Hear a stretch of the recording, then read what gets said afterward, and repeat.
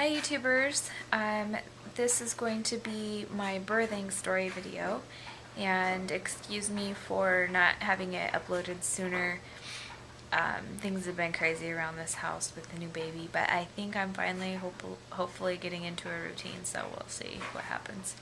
But I'm recording with my new Flip Minnow HD. Sorry, I couldn't think. My husband got me a new camera for Christmas, so I'm planning on using this to do a lot of my videos. The other ones will probably be with my iPhone, and occasionally I'll use my webcam video to get things done, but I guess I'll start with a few days before the delivery. If you don't already know, Maddie was born VBAC. My first baby, she was born emergency C-section, so I wanted to try for a VBAC, and I successfully got a VBAC this time, so that was awesome. But Maddie was due on the 7th of January, and she didn't come until the 10th. The whole week before the 7th, I was trying frantically to get her to come.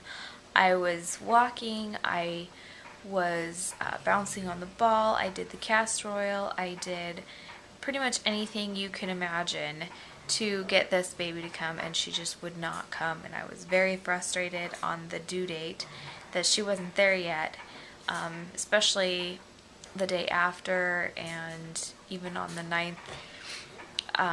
So on the 8th of January, we went into the hospital, and I just wanted to get checked to see if I had progressed at all, to see if things were moving along or anything. I hadn't felt any real strong contractions. I'd just been feeling like menstrual type cramping. Nothing really serious, but I still wanted to get checked. And I went in, and I think I was about 3 centimeters dilated at that time, and they told me to go walk around and come back in an hour and they'd check me again. So I went and walked around, came back, and I think I progressed like a half a centimeter or something. They told me I could stay the night and they would start my labor, which had been the plan anyway, but we'd do it the next day. Anyway, I could go home and try and see if the baby would just come naturally. I decided to go home, and so I went home the next day. Nothing happened. So on the 9th, I woke up early in the morning, probably around 5:30 or 6 in the morning, and that day my sister and we just walked a long way, and I bounced on the ball, and I did dancing. I did like salsa dancing, and I tried everything to get this baby to come, to get to contractions to start, and I was feeling really nothing. I had a few little minor cramps, but nothing, no real contractions. So my husband came home that night, and he suggested we just go into the hospital and get this labor started, and I started thinking, that makes sense, because I had to have a C-section. I was scheduled for a C-section on the 10th, the morning of the 10th of January. And so basically, if I didn't have this baby on the night of the 9th, then I would have to have a C-section in the morning, and I did not want a C-section. So if you watch my earlier videos, I talk about how we'll have to schedule a C-section if I don't go into labor on my own. Anyway, so the C-section was scheduled for like 7 in the morning on the 10th, and so we went into the hospital, and I was like, we went in at 8 o'clock at night and didn't even get a room till midnight. By the time they got us all checked in and everything, and actually I got checked, was like around 1 or 2 in the morning. It was probably like 1:30ish in the morning. and I was still at the same that I was the night before. I hadn't progressed at all.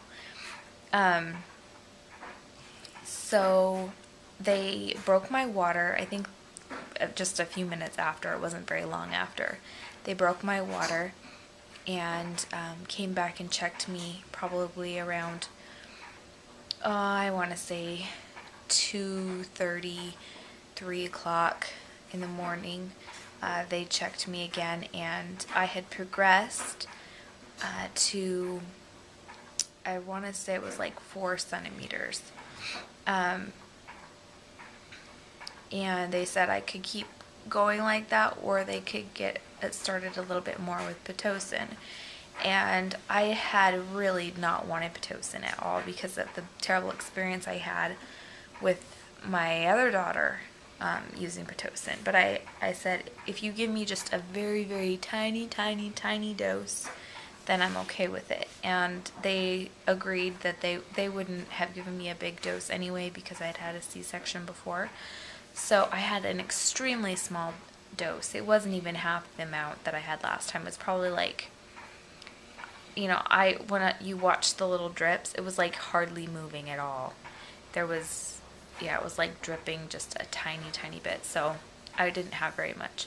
But anyway, it started my contractions, and that they gave me the Pitocin.